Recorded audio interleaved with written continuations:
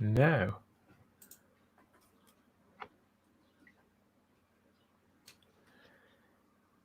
Yes, it's Saturday tea time. And after a first instalment last week of our Inferno 50 event on the Spacebook channel, we are back. Few of us, some of us, bravely back into the breach. See what's going on there. Yeah. Welcome, everybody. It's Hello. a return to that perilous project, the Inferno project. And all these episodes that first aired exactly 50 years ago over these 7 Saturdays, over 7 tea times. I've already had my cheese and crumpets, everybody. How are you all fixed? Have you all eaten? I've had me beer. I'm fine. I've had my tea, so I'm ready to go. Yes, and we've already got somebody in the chat here. Problem being says, hail. Problem being, Or he gets around that one. I thought that might have been a Venusian karate, then a hi, a chop, but no, it's a hail. Yes, we're back on the Pertwee track, part 2 of Inferno. Watching this with you guys last week, I found it probably just as exciting, if not more, than I have before. It's aged really, really well, hasn't it, Stephen? Yeah, I think it has. I mean, I think it was always one of the great episodes, and as we discussed last week, because when we were kids, you really didn't get repeats of this stuff because there's no video at the time, there's no internet, and this was one of the stories that wasn't novelized in the peak period of Target novelization. So it was a bit of a mystery to us if we hadn't seen it the first time. And I remember when I saw it for the first time, I thought this is a strong Doctor Who story. It does a lot of the right things. Well, it's obviously being 7 parts. This was the standard pretty much in 1970. Was it just for this 1 year? We've got 3 7 parts and the 1 4-parter. They seem structured in such a way. I suppose you could say perhaps they'd learnt lessons from the invasion, from the war games, in rolling things out longer. That could be part of it, the confidence and the depth of the storytelling. So, yeah, we're back again with Stephen Woolston, who's a member of our Type 40 Facebook group, but you're also a professional communicator in your own right, aren't you? You can tell people what you do. I never mentioned it last week. What's it you do? Yeah, sure. Well, I mean, I like a lot of people, I actually have, 2 identities. Traditionally, I'm an IT consultant by trade. But also outside of that, and something I'm trying to build more and more of is I do professional coaching as well. So yeah, that's something that I do a lot of. Very passionate about it, and doing everything I know how to do to grow that and do more programs and make a difference to people's lives while I'm doing it. So yeah, thank you for asking. It's good to have you back. We wouldn't be here without you. And again, we've here with Ian David Diaz, the professional filmmaker, writer, director of such things as Rebecca Gold and The Killing Zone, and The Dead Room, and Fallen Angels, isn't it? Yeah, we're getting to know all of it bit by bit. I wish I could direct a Doctor Who, but not in its present state. Let's put it that way. Well, here we are. I mean, we're watching the really grassroots good stuff here, aren't we? And of course, you're chipping in with your knowledge of directing and of writing, and performing and casting, and all these things as well as being the mega geek. Yeah. Well, I'm a fan of Doctor Who. Yeah. I love all things Doctor Who, apart from the cosplay Doctor. We won't talk about that though. But yeah, I'm a fan. I'm a huge fan of Doctor Who. Well, I'll talk about cosplays. I know one cosplay Doctor. My very favourite cosplay Doctor has joined us in the 4th chair this time. He's our guest for the night. Jas Singh, welcome to Inferno 50. Oh, thank you for having me. And it's just brilliant. It's just Pertwee era, isn't it? And I know Inferno is one of my favourite stories, so I'm really happy that I'm sharing this joy with you guys. So how many times have you seen this story then, Jeff? I think this is probably my 10th time that I watched. I think that's probably more than me. I think you're into double figures. I don't think I am, but I continue to go back to it on various formats over the years. But you actually cosplay predominantly as Pertwee's Doctor, don't you? Yes, it's a cosplay that I've been wanting to do for years, but the only thing that put me really off it was trying to find a velvet jacket that wasn't extortionate prices. But no, the one that it's one of my favorite outfits that John wore in Green Death and Death to the Daleks, if I can recall. But it's just fantastic. Yeah, I just love the outfit. And just hopefully, go on. Sorry, I was going to say hopefully, I'll be in the mood to make another one.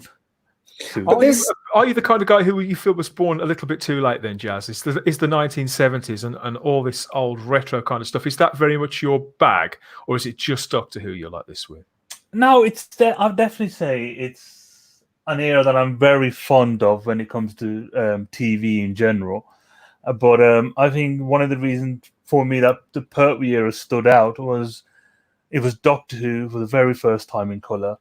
It was the whole setting of the Doctor being exiled to Earth was phenomenal to me, and I think for me personally, it's one of the golden years of Doctor Who. It's just turned it on its head what you expected Doctor Who to be, did it? Also, it did something that I don't remember the other Doctor Who episodes did. They had the credits over the I had a bit of the credits over the what is it, the volcano thing, didn't it? Yeah. I've never seen Doctor. I mean, usually the credits is in the time vortex, but the credits carries on into the lava and stuff like that. And it's like, oh, they started doing that in the Troughton era, hadn't they, Steve? And they'd I think it was season. In fact, did they do it at the end of season 5? I can't remember the specific examples, but you're right. I think there are other examples of it.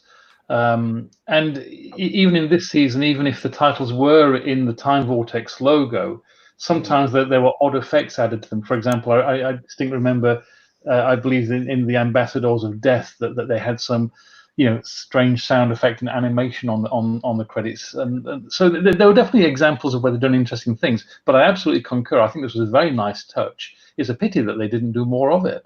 Yeah, it's a pity they didn't keep it going. Yeah, because it gives each story its own distinctive sort of pulpy flavour as well. As if, I think that, I mean, if you look back to the Hartnell era, the War Machines did that as well, didn't it? But I think that the War Machines and the 10th Planet too, come to think of it. But it was, they left it to the side till late in the Troughton era. It's funny though, because today's fans, they're very stuck in their ways. If you decide to do Doctor Who and not have the credits in the Time Vortex, or do something completely different, they'll be up in arms, wouldn't they? They'll be all screaming, going, "What are you doing?" Well, what was that season, Jazz, where they changed the Doctor Who logo and they changed the hue, didn't they, of the title sequence to match every story? That wasn't nicely done. I think I understand what the intention was. I think this was for the Series 7A.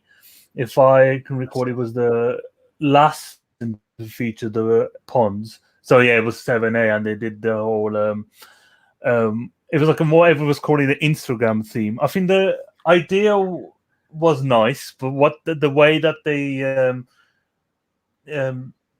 actually displayed it in the end, the whole title thing, it wasn't nicely done. They could have done a lot better if they were trying to go with specific. They could have definitely pushed it further. Definitely. In fact, the only opening credit sequence that's quite different to every one of the Doctor Who episodes is the Pacaldi one with the clock and the turning of the clock wheels and stuff like that. That was very different because that wasn't in the vortex.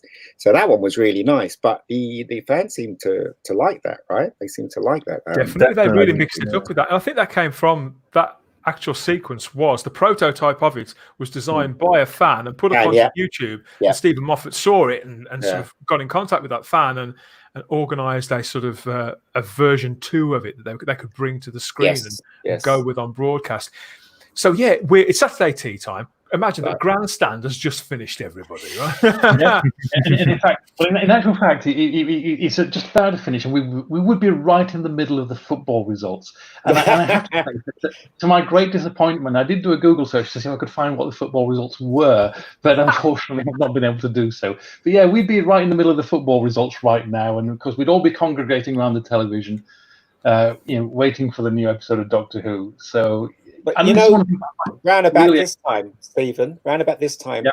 you get a knock on the door and it's the pools man. And he wants to. Do you remember that?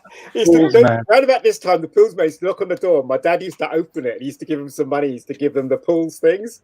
Yeah. I think it was Saturdays that used to happen. Sorry, carry on. No, it was fantastic because what I love about these remembrances, because the whole reason we're doing this, of course, is we're actually trying to channel what was this, 50 years ago at this time, Yeah. kids were gathering around the TV to watch these episodes, and we want to relive that for sure.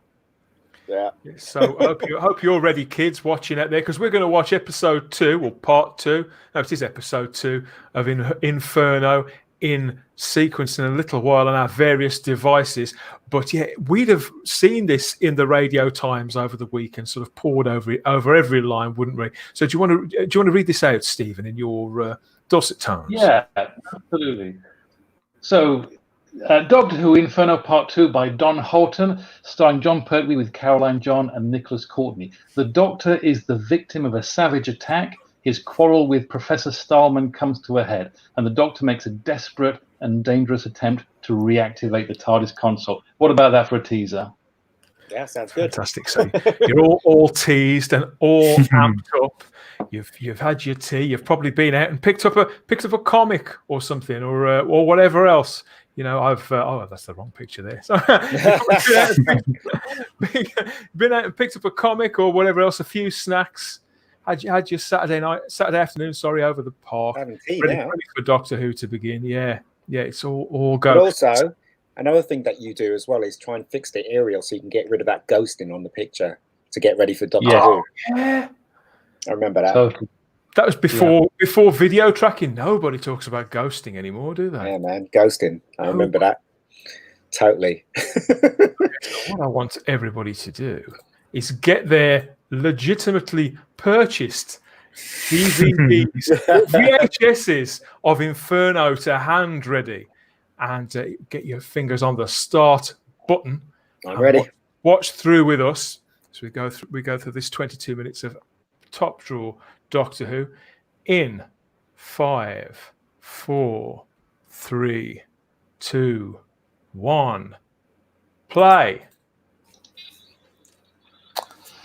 Oh, the iconic titles. Yeah, man. Always make me smile whenever I watch any of the Pertwee era. Just pure colour. They're slightly John velvety as well, aren't they, Jess? They really are. Yeah, and if I'm correct, it was created as a black and white effect and then coloured. Is that correct? Yes, Yeah. it was. If I remember, yes. It's funny because when you see that title, they try to add as many colours in that title as possible, don't they? Greens, reds, blues. And I remember, when in our physics lessons at school, creating those howler round effects using a black and white television with a camera feeding it back. That was a hell of a lot of fun. If I remember, I think the working title for this story was the Doctor Who and the Mohole Project. If I remember, Yeah. I think I was watching the production DVD not that long ago. Yeah, I think somebody said that last week, I think. That's right, because the story goes that Don Houghton had heard of a project to do something like this, and when he inquired about what happened with that project, he was met with a wall of secrecy, which of course made him extremely suspicious, but also aroused his Made him want to do it even more. about what a great story it could be. And so here we see, we've just seen Sheila Dunn, of course, was the director's wife who got taken sick during the making of this serial. And here we have the chap from Havoc. Yeah. That's Derek Ware, isn't it? Who was a mainstay of Havoc, the special stunt team that was assigned to mostly to Doctor Who, really, from what I can gather. But here he's playing an actual part, isn't he? He's got a character name and everything. Exactly. And of course, later on in this episode, that character is going to fall, but it's not going to be him doing the fall. They contracted another guy of the team to actually do really? that. We're going to have to watch that with great intent. No, I didn't know that. Yeah. Clapping ready for the workshop there. Private Wyatt goes mano a mano. It does have the feel of a comedy fight with all the exaggerated movements of Alfred in the boiler suit there, but it still works. Yeah, well, you know what? I mean, because it's easy to laugh at this stuff because of the makeup and the wobbly sets and all that kind of thing. But because the program does not wink at the camera, it's not winking at the audience, it's actually inviting the audience. Look, yeah, I know the sets wobble a bit, but be with us with this, because we're going to play this like it's a serious science fiction story, and it works. Well, the sets didn't wobble that much in this one. If you want to talk about wobbly sets, you should watch Blake 7. Jeez. No, I don't. I mean, I love this touch there, because of course we've got the wrench in part 1, hadn't we, where that was too hot to touch. Mm.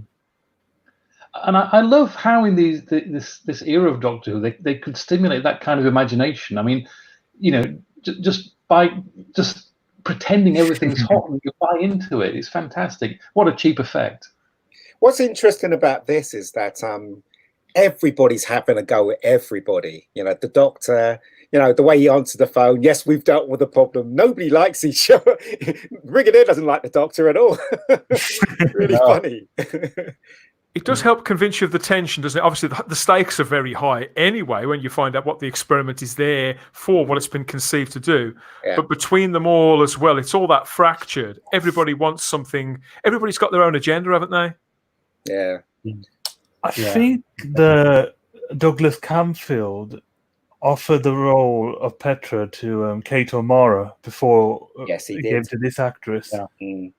Yeah, and she was busy making The Vampire Lovers and The Horror of Frankenstein. That's what she was committed to. And because we were talking about last week about how Don Horton, of course, has those links to Hammer. Of course, he wrote Dracula AD 1972 shortly after this, and The Satanic Rites of Dracula, which I personally like, although they get a hell of a kicking. But of course, there's your other Hammer link. There is Kate O'Mara being busy making 2 Hammer films. Do you know what? Out of all the costumes that Pertwee wore, I think this is the best, in my opinion. All right, he had the velvet jackets and all that, but I like this. It was very, very distinctive, and he had the gloves as well, in certain scenes as well. I think this is very distinctive. Yeah, absolutely.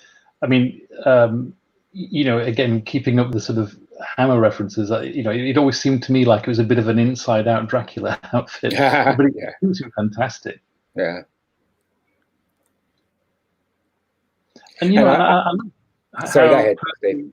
love how Pertwee sort of, whilst he is able to bring a degree of humour to the role, and of course he was known for comedy, I also love how he's able to sort of convey that scientific seriousness at the same time. It's a great balance. I love how you can see from this scene specifically how one on the rooftop. How much John's acting really shows, because if I can recall, John was actually scared of heights and he dreaded doing this scene. Oh, really? Yeah. No, I didn't know that. On top of the, I don't know what they call it. A gangway, would you say?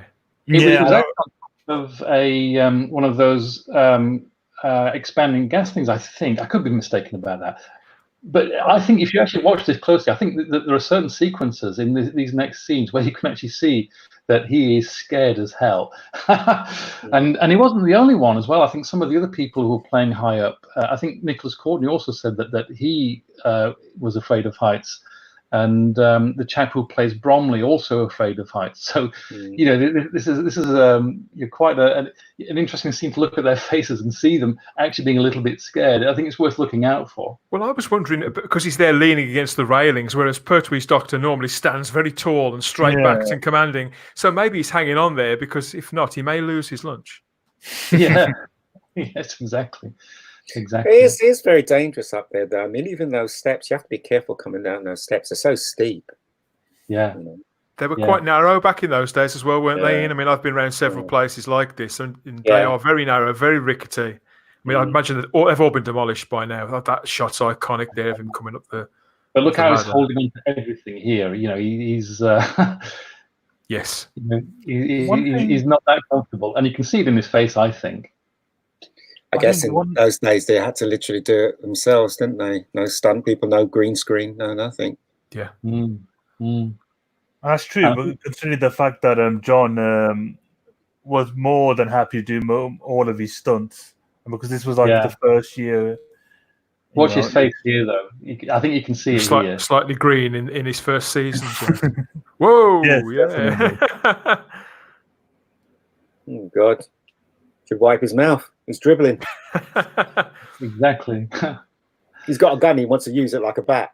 Yeah. So this is where one of the other Havoc guys has to actually take the fall. Yeah. Simply because the stuntman in this case, the professional stuntman Derek Ware, was part of the cast, so he couldn't. Yeah, and also they'd actually contracted another guy to do it, and they wanted to honour that contract too. I love the sound effects when he falls. Screech, yeah. It's subtle, isn't it? And even though we still haven't got music as such, we have got just in the background. There's a sort of light humming that sort of plays off the drilling sound we get in these scenes now. It's like the exact opposite. It's almost peaceful. It's sort of ethereal. I always found it terrifying. That eerie humming sound that they played throughout the earlier sequence there. But it's another credit to the Radiophonic Workshop, really. I mean, this whole story feels like doesn't make any sense, right? He just saw somebody fall off the thing, and suddenly he's there and he's well composed. The Doctor. Don't you guys find that a bit odd? Just another day. Yeah, it's a bit like Star Trek, isn't it? Where somebody would die a horrible death, and everybody would be shocked in the next scene. They're all cracking a joke. You know, I think, I think these things are very overlooked. Yeah. Now here we have some green slime, or Marmite, as I like to call it. I'm just kidding. It is very. Thing is, though, with this, as I said last week, is they're all doing it like a play, because that's so they can complete the episode. Because to shoot all this stuff, they have to have multiple cameras, especially in the studio. They're shooting it like a play, so that's why they're all very hyper. There's no control here, but one thing that always struck me watching this episode and the other episodes is how much they dislike each other. All of them. the Brigadier doesn't like the Doctor. Doctor doesn't like him. He doesn't like him. He doesn't like him. No one's happy. No one likes one. Yeah. No, the Doctor and Liz. Apart from the Doctor and Liz, of course. Yeah. And I mean, even the sort of the romantic relationship which is being seeded. With Petra's character, but we're saying in episode 1, all those sort of fairly chauvinistic approaches we're getting really brushed off, like she wasn't having it. But that's going to develop, though. Yeah. It's a shame we didn't get to see more of John and the Third Doctor and Liz. Yeah, Caroline John. Yeah, I met her daughter. Oh, you have? Yeah, I met her daughter last year at a convention, a big Finnish day. Oh, really? And she was telling me how much Mother enjoyed being on Who, despite what happened and despite the whole, despite her dismissal. And all that behind the scenes. She stayed away from Doctor Who and the fan circuit for decades afterwards, didn't she? She avoided it until she realised how much fans actually really loved her. And I think there's going to be, I don't know whether it's in this episode or a later episode, where they have the whole scene where she's being chased and she has to I just love that. You're a nitwit. And that little look as well. So much subtlety in Pertwee's Doctor. At that door, though, makes me laugh. You can tell it's not heavy. That big, thick door. No. Don't touch it, you idiot.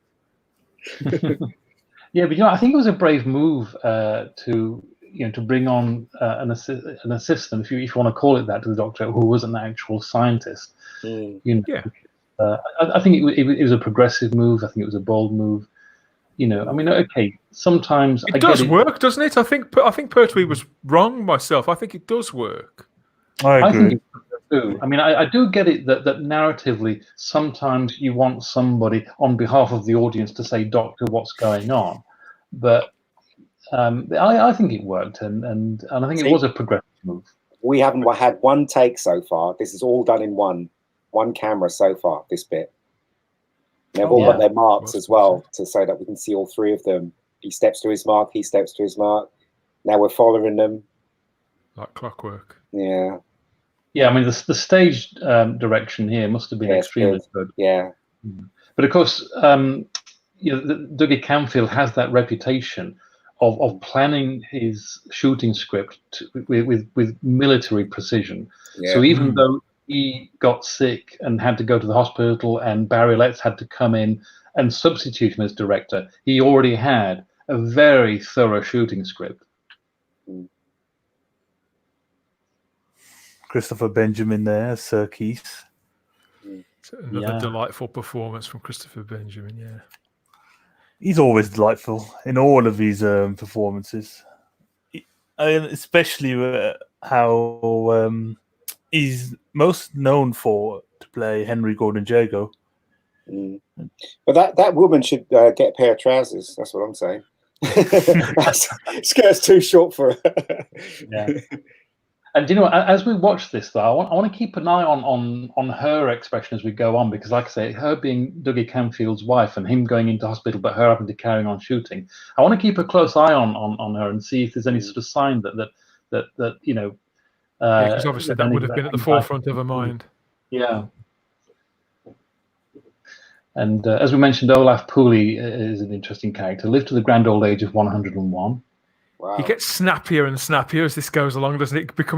You can see him losing his grip. It's a great character. Yeah, exaggerated, one could say, but then again, it's a larger than life series and quite a broad character. Yeah, absolutely.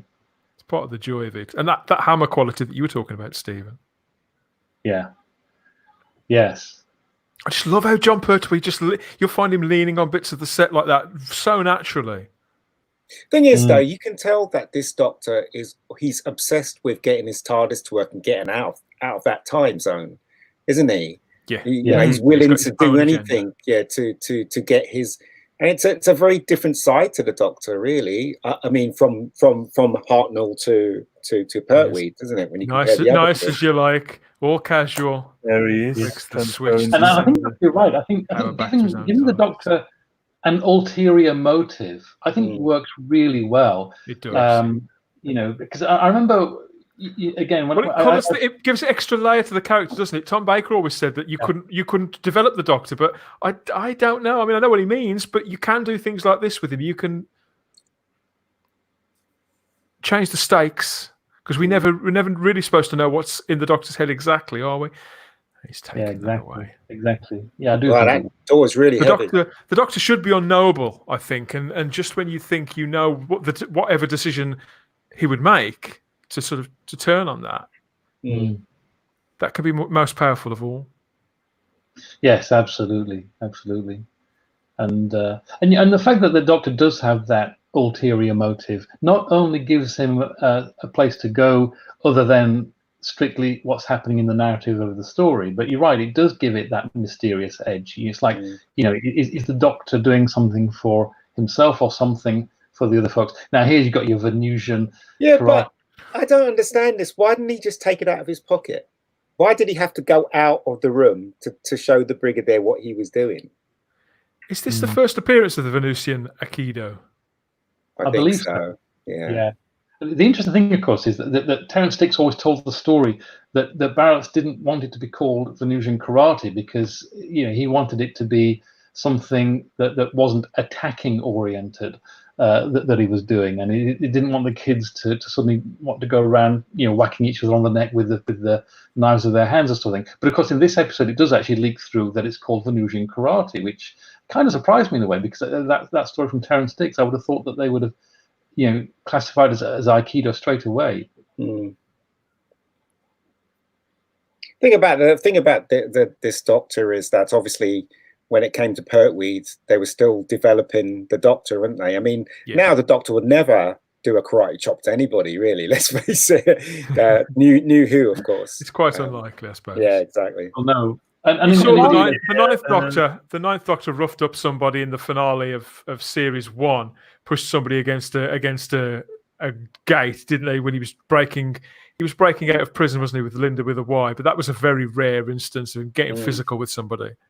The 12th Doctor actually did use Venusian Aikido in Robots of. He did. Oh yeah. He did. Yeah. But you've, as I said, I think as the Doctor developed with new people playing the Doctor, they want him to no weapons. They want him to be, he doesn't use violence and stuff like that. But I've never considered the Doctor when he used his martial arts. I never considered him. He's always defending himself when he uses it. Do you know what I mean? He's never attacking. So I don't see why he couldn't use it in the future. And I think that's one of the great things about the whole concept of Doctor Who. I think it was absolutely fabulous to create a hero for children that children really bought into, whose basic message was, we're going to encounter violence in the world, but violence isn't the answer to that. Here's a hero who solves his problems with compassion and with intellect, not generally with weapons. And the fact that the Venusian karate or Aikido, whatever you want to call it, that doesn't, you don't see a look of pain on people's faces. It just paralyzes them. It doesn't knock them out. Like he was in pain. Kill them. Exactly. It's Doctor Who's equivalent of the old Vulcan nerve pinch, isn't it? Yeah. Frozen. Someone correct me if I'm wrong, but I think this is the last time we ever see the Hartnell console here, don't we? The original prop. The last story, yeah. You can see how misty the perspex is getting on the central section. Yeah, it does look old. Of course, now here he's doing something a bit devious because he's sending Liz Shaw away so that he can do something a little bit underhand. But am I the only one that thinks that Liz's hairstyle's weird? It does look a little strange. I think it could have been a wig. I think it could have been a wig on top of her actual hair. Yeah, it was a wig. All right. Okay. Oh, it was. It looks like it's in sections. Yeah, I distinctly remember her saying in some place or another. Can't remember where, but I'm pretty sure I've heard her say that was a wig. Frantically. Because this, to me, it's a bit odd with this Doctor because he's so focused on getting what he wants. It's bordering on not caring about what's happening, around what's going on. All he cares about is making his time machine to work, and that's a bit off for the Doctor when you think about it. Well, as the story continues, yeah. But I think it's also because of the fact that he is desperate. He's literally had his only freedom taken away from him. So the only thing is on his mind is trying to get out as well. He wouldn't. The Doctor wouldn't leave them because they're obviously in trouble, aren't they, with the Voca? He knows what's going on. He wouldn't. Yeah, I mean, it seems like John Pertwee just wants to leave them to their own devices, and that's a bit weird for the Doctor. I think he's got a line in the sand, yes, where the Time Lord side to him, which is more aloof, maybe. Yeah. He's quite happy to cut his losses, and I mean, I love that scene. Though. Sorry, forgive me. I think it's also true though that whilst he does want to get his console working, he's already been transported out of this dimension, and so what's not being made clear here, but may be true, is that maybe the Doctor is actually deliberately trying to get that other dimension. Maybe he knows game's up. Yeah. I love how Betty goes with him. Yeah, yes, that is slightly strange. Yeah. She's like, "This world's going. I'm going with him." When the Brigadier and Liz sort of storm into his garage there, his workshop, that's a great shot, isn't it? It's what, the blue screen. we know, we know what they'll find. Yeah, obviously that was shot in the studio. That was probably at BBC Television Centre, I would say. In fact, I think I've seen some pictures of it. But yeah, I just love the look on Liz's face as he disappears. Yeah. And I love how the console is shaking as well. I mean, you and I know, all of us, we know, and everybody in the chat probably knows that there was a guy at the base of that probably shaking it around. Yeah. But that's all part of the fun. Len Hutton was probably doing that, Len. The credits there. Absolutely, yeah. I love that sound at the ending of the music. They should bring that back. Should bring it back. As if it's hitting a groove. Yeah. Couldn't agree more. when they do take the theme tune sort of back to basics, which I think they've done a little bit. Sega Nakanola's version has gone back and resampled the Delia Derbyshire stuff, hasn't it, as Murray Gold's original did before it. I like that they touch that bass every few years to reconnect the theme tune. I'm just happy that the Sagans brought back the middle 8 section of the theme. Yeah, me too. It never feels quite the same without it, I think. Yeah. Because that disappeared for quite a long time, didn't it? Yeah. So it must be the greatest theme tune. Well, technology has gotten better now, so I mean, they can literally create an orchestra now in a computer.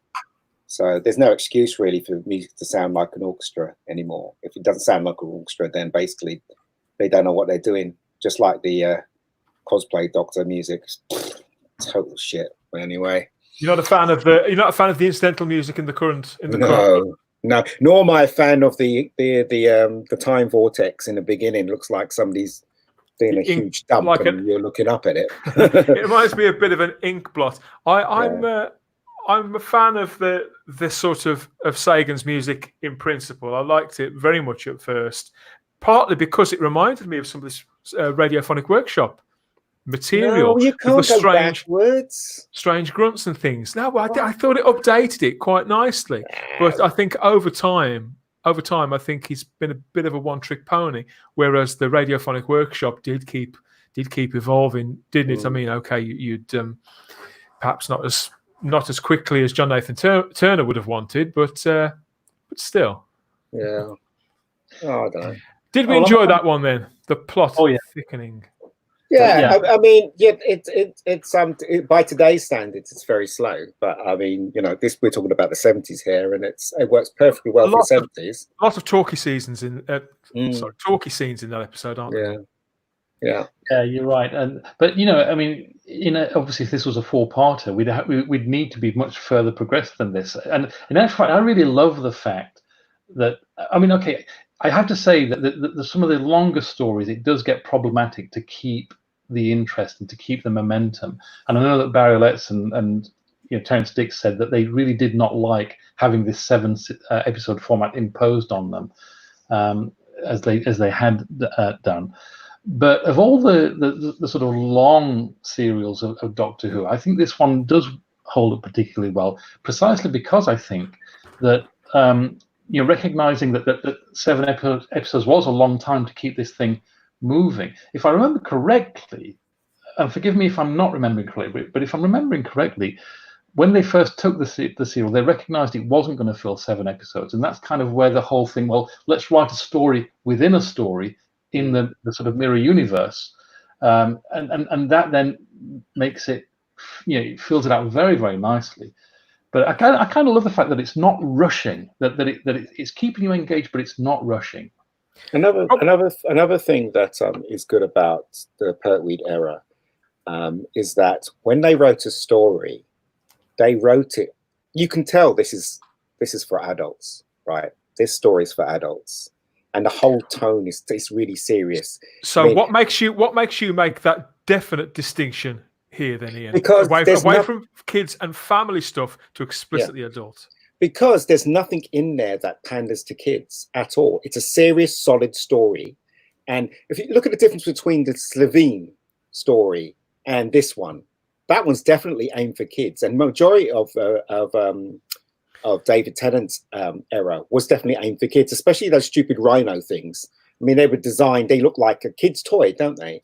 But when you look at don't you dare have a go that you do. But when you look at the Pertwee era, you can tell it was written by people that wanted a solid story and they wanted adults to enjoy it. It just so happens the kids enjoyed it too at the time. Do you mean interpersonally as well, because of those relationships and all the dialogue? Yeah. So it's not overburdened with dialogue, but it's character development. Yeah. Try doing that today with kids. You never get away with it. You wouldn't. Problem being, he's got a question here in the chat. It's also, isn't this supposed to be set in 1986? Really? Is it? Now, I hadn't picked up on that one. Jazz, do you know anything about this? I thought maybe 1980, 1979. I think it always goes back to that unit dating conundrum, which It was originally going to be set. I think the whole premise of Unit and Earth was going to be it's set in the future by a few years, but but we don't exactly know when. But I think we all have to thank. I think it's Mordred Undead, for the whole dating problems. Yeah, I don't think they've been. I don't think it gets named precisely. Like you say, Jazz. I do recall that it was meant to be in the near future, and I seem to remember. And again, forgive me if I'm wrong. I seem to remember that there is one early Tom Baker episode with Sarah Jane Smith, where Sarah Jane Smith does basically say this is 1980. I forget. Exactly. It was Pyramids of Mars, where she explicitly said, "I'm from 1980." She says at one point, right? But whether she was rounding up or rounding down by a couple of years, I don't know. Because we all do that, don't we? Yeah. So here we've got a shot here of Pertwee, the master at work here. This is a rehearsal shot because he's got his red trousers underneath there and no necktie, half a costume on. You can see the cameras and things above him there, and you can't see anybody at the base of the console shaking it. So maybe it was their day off too. But nice, brightly coloured shot there. And yes, you're quite right there, Jasmine. You can see it even more so there with that poor console, can't you? The central section, it's gone a little wonky, I feel, over the last 6 or 7 years.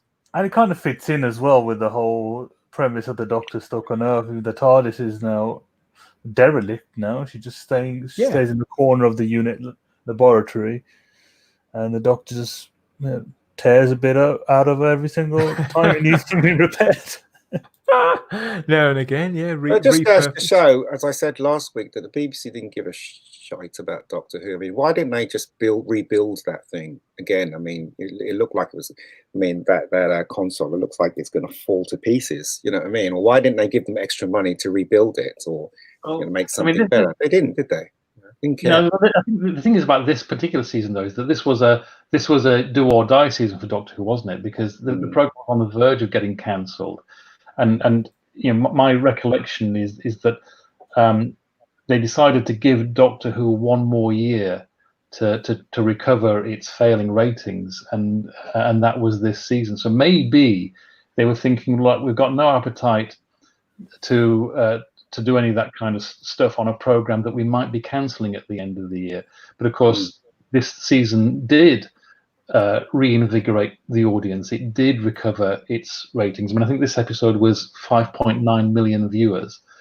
And so obviously this series did save Doctor Who, and of course then we did see new consoles in the following year. So that's my guess, is they probably just didn't want to make that kind of investment, even though they'd gone into colour. I guess they just didn't want to make that investment, for a program that, as I say, could easily have been cancelled at the end of this season. Maybe, I don't know. Who knows? We're going to take a look back at some other elements from 1970 in a moment. Hold on, where are we? Yeah, here we are. So this would have been what you'd have been reading maybe that afternoon. No chance. Not a Beano kid, Ian? No, Marvel, mate. I'll be reading Spider-Man or something.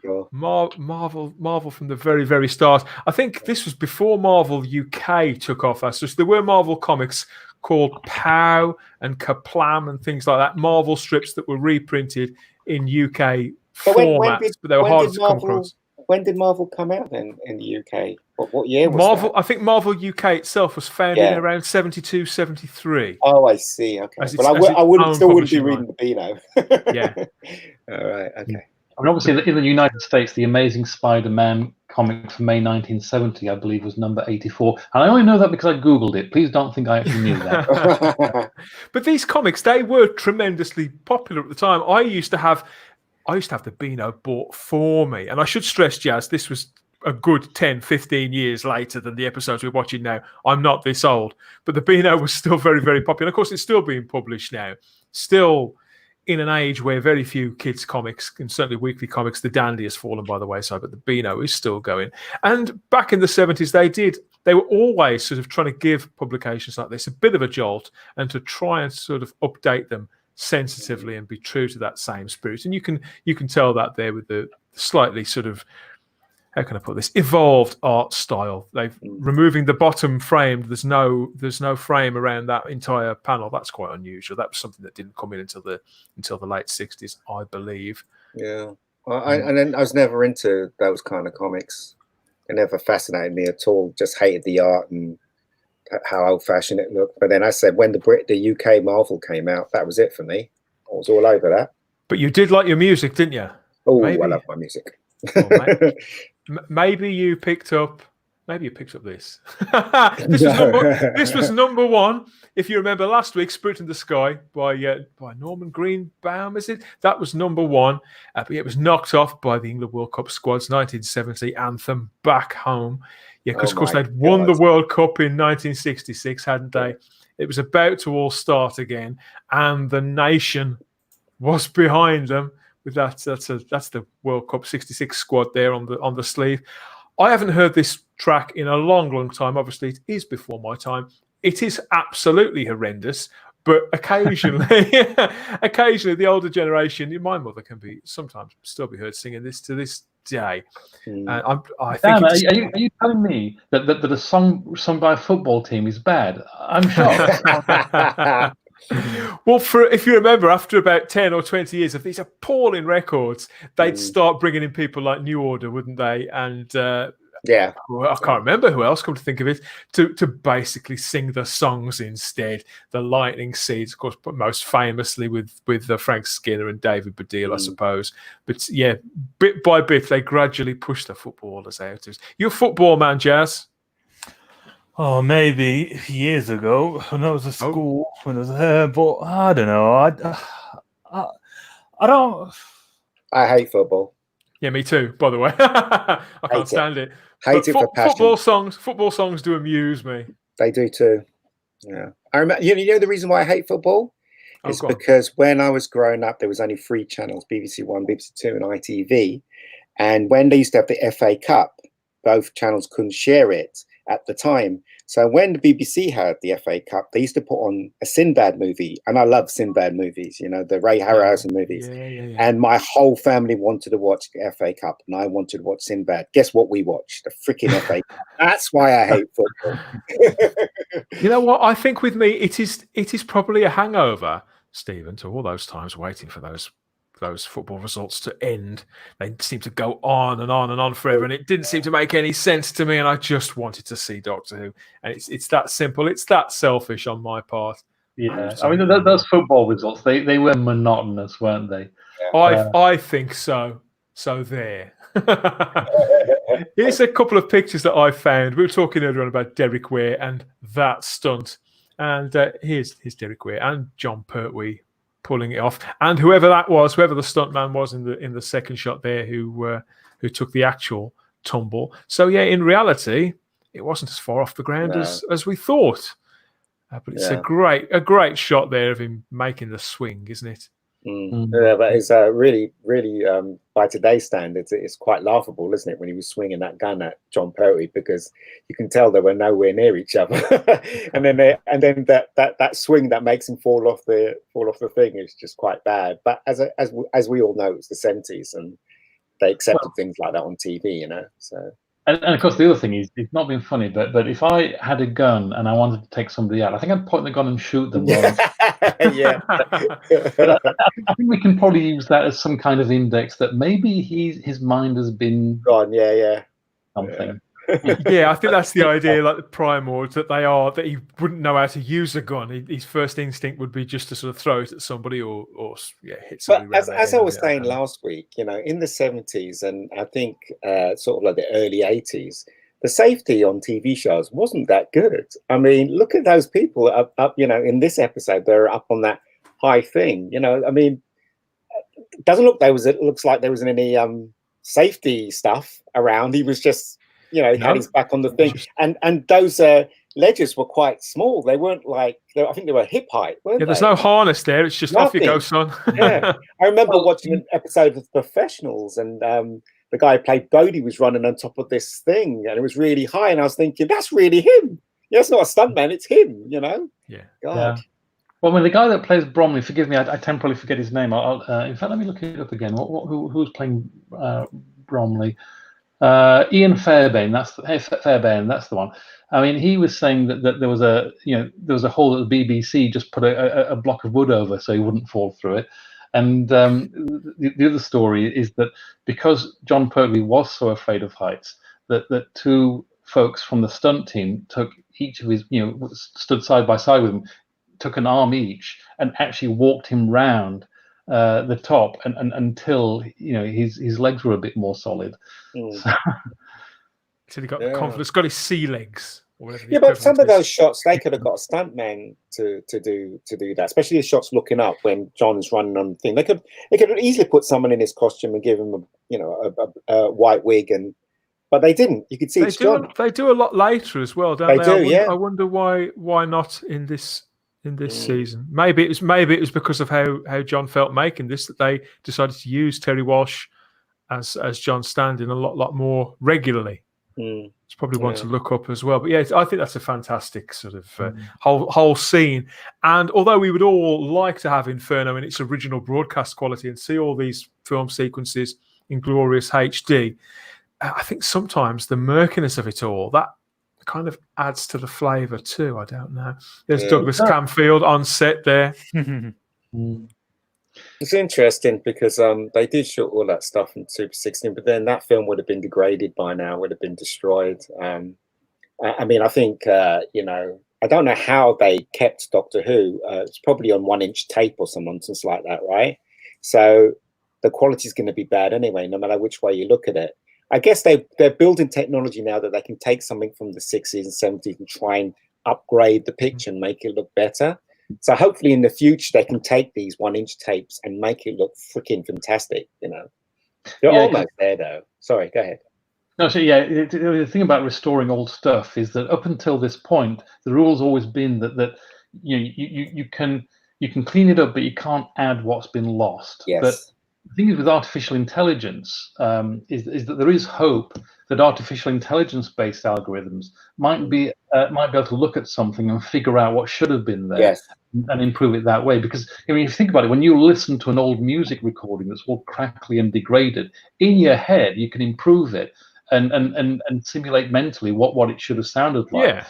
I think there's a lot of hope that rule that you can't add what's been lost, that we could actually break that barrier with artificial intelligence, so that there might be a future where we can actually see this thing looking as if it was filmed in HD in the first place. But they can do it with pictures. They can do it with still pictures. There's programs that can take a still picture that was shot ages ago in a horrible, degraded fashion, and the computer can fill in the blanks and make that picture look great. So I'm hoping in the future that they can do that with 1-inch tape and whatever they've got from the old shows and stuff like that, and just upgrade it and make it look fantastic, especially Doctor Who. Yeah, I mean, there has to be hope for it, doesn't there? There has to be hope. Yeah. Because if they're clever enough, they would take, well, they probably have done that. They take whatever was on 1-inch tape or whatever, Digi-B or whatever, and they've transferred it to Digi, to whatever digital format they have now. So hopefully they've done that already. And from there, wherever technology is going to be in the future, they can take that and try and make it better, try and make it look better. You never know. Fingers crossed, right?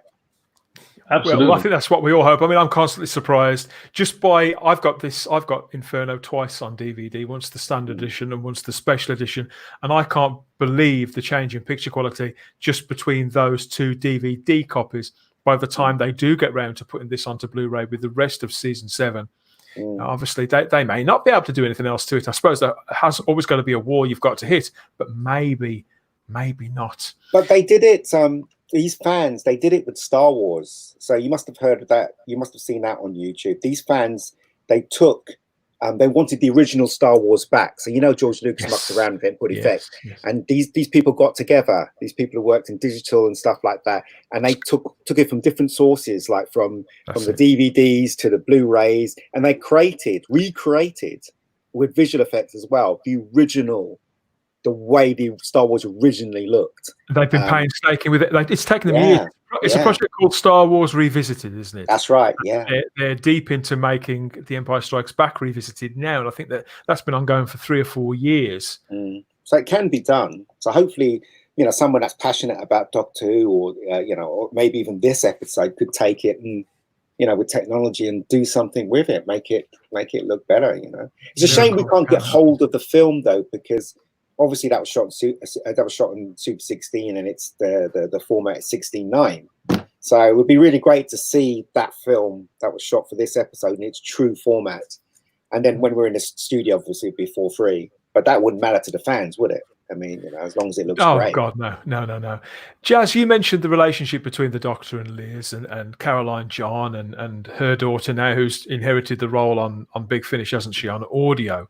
It is a shame. This is Caroline John's last story. And from this point on, the storyline takes a very definite other turn, doesn't it? Although Caroline's present, we see a lot less of Liz herself. It is a great shame. Do you think that if Caroline John had have come back in the next season, do you think that the character could have evolved? Would they have compromised her character? No, not at all. I think the whole idea it is a big shame that we didn't get more of Liz. And Do you think they'd have watered her down and made her not a dumb blonde? Or do you think a middle ground could have been found?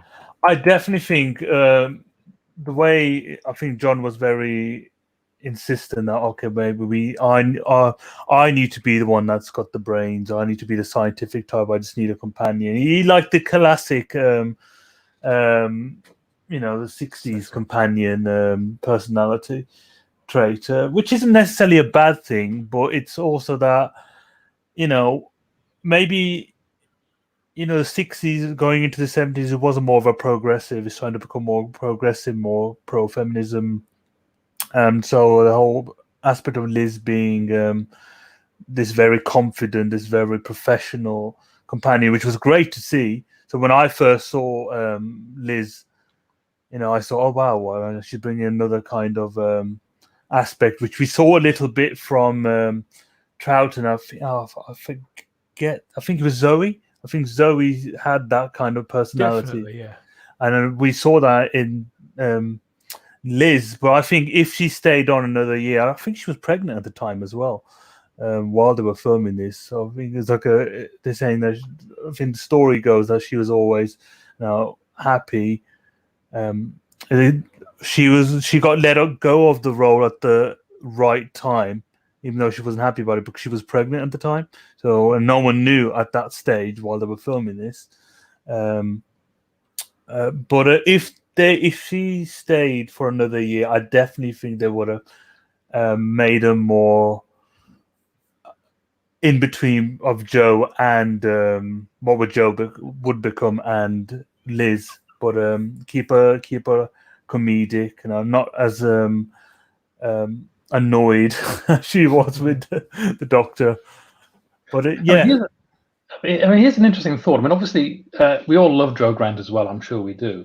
And I know that the character of Joe Grant obviously was a great narrative device, if you want to put it in those terms, because she could be the one that would say on behalf of the audience, Doctor, what's going on. Now, I don't know that this would have worked out, but I did have the thought sometimes. The Doctor sometimes has more than one companion. I wonder what it would have been like if Joe Grant had have turned up in the next season with Liz still around, so there were two companions to play with. I'm not sure that it would have worked, but I've sometimes pondered that idea. What would that have been like? Well, funnily enough, Big Finish did a story which was a sequel to Inferno, which had Liz meet Joe meet Liz. Oh, I've seen this advert. I haven't got this, but I have seen the cover. It's called really Primords, and it's really, really well done. And Caroline's daughter does a phenomenal job playing her mother's role. And so I definitely would recommend you check out if you wanted to look at the chemistry. And the chemistry that they do in the audio is brilliant. And I think it would have been, if they did it on screen, it would have been just as that. It's certainly an intriguing possibility. It intrigues me anyway. But out of all the characters in this episode and the last episode, Liz's character is very flat. She doesn't really do anything that contributes to the story or moves the story on, or or her character is very much to assist the Doctor, and that's it really. So it's surprising, I suppose, how we're 2 episodes in, how little she has actually said. Exactly. I suppose that is a fair point, I mean, we may know her at this mark because we've already seen her in three stories. But when you visit it in isolation, that's probably a fair point. Yeah. Yeah, she's very much a nothing character in these 2 episodes so far. But so, as a Pertwee man, Jazz, where does this figure in your personal sort of chart of the best? I think there's about 25 Pertwee stories, aren't there? Do you consider this to be one of the finest? Well, definitely one of the top 3, if I could, if I had to choose. But definitely, it has everything you could possibly want. And you know what you were saying. Yes, we didn't get much of Liz in the first 2 episodes, but the character that she plays in the next few episodes is really, really well done. And I think there's everything. I love everything about this story in general. You got a great plot, which was actually typical Barry Letts to be political at the time because of, I think, something similar was happening, or there wasn't. I don't know. There was a suggestion at the time that this was going. They're going to look for power. I don't know. Topical rather than political. Very topical. That's the one. But he has everything. He has great direction. The cinematography is brilliant in this. I mean, you look at some of the shots we saw today, and the Radiophonic Workshop had such an eerie ambient sound effects that they worked on. So, and the casting is brilliant. Because Ian, you're absolutely right. Of course, you could say it is slow moving, but because of what Jazz was just saying, how well directed it is, how different every scene is, it really, really holds your attention. That episode's a lean 22 minutes. Most of them are longer than that, generally in Doctor Who history and this story. Yeah. But it just flies by. I can't wait to see what happens next, Stephen. I've got to pretend that I haven't seen the rest. Yeah, well, yeah. Why are you saying that? But to be honest, when I'm deeply engrossed in these, sometimes I do forget what happens next. And to me, that just goes to show the magic storytelling that this series has at its best when everything's tightened correctly. But at this point, at this moment, this is 50 years ago, and I'm as riveted by this now, rewatching it for probably not the 10th time, but not far off in all truth. And I'm as riveted by it now as ever I've been. Yeah. We're going to be back for part 3 next week. That's the plan. What do you say, Stephen? Yeah, I'm looking forward to it as much as you are. And as you say, Dan, the whole point of this exercise in many ways is, even though we've seen this story, we want to access what was it like sitting down to watch this at Saturday tea time, at the time it was being viewed. And of course, this particular episode is a bit special for me because this is the first episode of Doctor Who that aired after I was born. I wasn't watching it, I'm sure I wasn't, but this was the first episode after I was born. It'd be brilliant if you got sort of regressed, wasn't it? If you sat on a couch and hypnotised and they discovered your first memory was watching this episode and seeing John Pertwee shaking at the console. Oh, exactly. Obviously, I didn't watch this particular episode. I can very distinctly remember watching early episodes, like, I think the first one I do distinctly remember watching was The Invasion of the Dinosaurs. What year did this come out? Sorry, guys. 1970. Okay. 1970. Yeah, I was around. Because I can't tell you whether I can't tell you whether I watched this when it was originally broadcast, because I don't remember. But I have watched it, maybe as a repeat or on UK Gold, or do you know what I mean? They did show it. It was definitely in the rotation on UK Gold, although it was in black and white then. It looked shocking. But belated happy birthday, Stephen. Thanks, buddy. It's good to have you back again, Ian. We hope to get you back again next time for more of your observations. Sure. You're still obviously enjoying it, so yeah. You know what, guys? This, as I keep saying to you, John Pertwee's one of my favourites, and as I said last week, he is the Doctor with a little bit of John Pertwee in there. Actually, no, John Pertwee with a little bit of Doctor Who in there. So that's why I love John Pertwee. I think he's a great Doctor person. Well, yeah, thanks for watching this video. Like, subscribe, and share for more Inferno 50, all the other Doctor Who content, and our other live events that we've got going on. There's the Rebecca Gold live commentary, the Killing Zone live. That's something Ian and myself have been doing lately, sort of bringing together the cast and crew of the what would you call it? A cult British thriller from the late 90s. So people say. Yeah. Jazz, we should try and get some of the people from Doctor Who on this one. we should. Well, who knows where we'll be in a few weeks' time. Jazz, thanks for joining us this time. We're going to give you the last word. What's your final thought for anybody who hasn't seen this story before, maybe about what's to come? Oh, you're in for a treat. This could be a unofficial sequel to Mirror Mirror. Everybody says that. Everybody says that. Oh, we're going to have to get a Trekkie in as well in future weeks because we have got other guests lined up. And yes, some of them don't even call Doctor Who their first love. That's the plan. We plan to get different perspectives in on this classic story on 1970, and yet just keep partying like it's 50 years ago. So yeah, hit eBay, pick up some of those old copies of the Beano, and see if you can get a video of Grandstand on for next time. Like, subscribe, and share the video. Subscribe and keep watching for more Inferno 50. Thanks for joining us, and we'll catch up with you soon. Bye-bye. Bye. Cheers. Goodbye. That's all.